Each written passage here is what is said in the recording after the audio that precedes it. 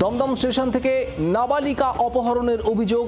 CC ক্যামেরার footage দেখে এক অধ্যাপিকাকে গ্রেপ্তার করেছে পুলিশ।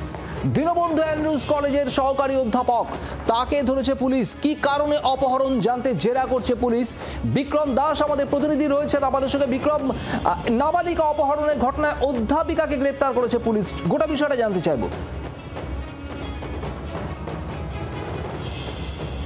দেখো, গত 16 তারিখ দমদম স্টেশন চত্বর থেকে সেখানকারই একজন ফুটপাতবাসী, তাদের একজন নাবালিকা, তাকে অপহরণ করা হয় বলে অভিযোগ। সে মিসিং হয়ে যায় এবং 17 তারিখ এই অভিযোগ পাওয়ার পরে পুলিশের তরফ থেকে স্টেশন চত্বরে সিসিটিভি দেখা হয় এবং সেই সিসিটিভির সূত্র ধরে তদন্তকারীরা দেখতে পায় যে ওই শিশুকন্যাকে তাকে কিন্তু কার্যত কসবা এলাকায় নিয়ে যাওয়া হয়েছে। এরপরই কসবা এলাকায় তল্লাশি অভিযান চালানো হয় কলকাতা পুলিশের গোয়েন্দা বিভাগ এবং সিটি থানার তরফ থেকে, এবং সেখান থেকেই 3 জনকে গ্রেফতার করে ওই নাবালিকাকে উদ্ধার করা হয়েছে। যেটা জানা যাচ্ছে যে এই 3 জনের মধ্যে একজন দীনবন্ধু অ্যান্ড্রুজ কলেজের অ্যাসিস্ট্যান্ট প্রফেসর, এবং কী কারণে এই অপহরণের ঘটনা সেটা কিন্তু এখনো পর্যন্ত স্পষ্ট হয়নি এবং সেটা নিয়েই সবথেকে বড় ধোঁয়াশা। কারণ যেটা আমরা জানতে পারছি যে ইতিমধ্যেই এই 3 জনকে গ্রেফতার করার পর পুলিশ যখন জেরা করে জানার চেষ্টা করছে যে কী কারণে অপহরণ বা চুরি করা হলো ওই বাচ্চাটিকে, সেক্ষেত্রে কিন্তু এই অভিযুক্তরা তারা এক এক সময় এক এক বয়ান দিচ্ছেন। সেক্ষেত্রে প্রাথমিকভাবে পুলিশ যেটা মনে করছে যে ওই বাচ্চা বা শিশুকন্যাকে চুরি করার পর বা তাকে অপহরণ করার পর